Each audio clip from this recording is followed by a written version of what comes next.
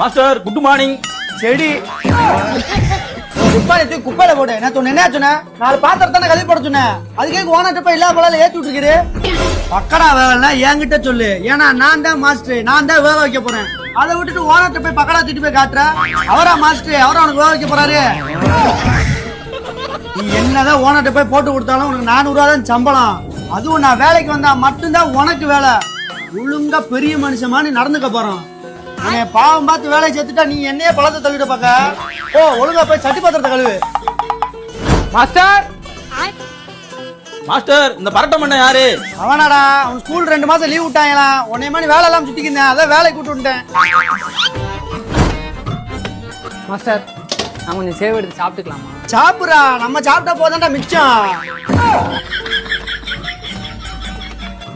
யோ master என்னையா save போட்டிருக்க? ஒரு உப்பு இல்ல உரப்பு இல்ல, சரியா வேகலன்னு வேற தம்பி சொல்றான். பாலூட்டி வளர்த்து பால குடிச்சு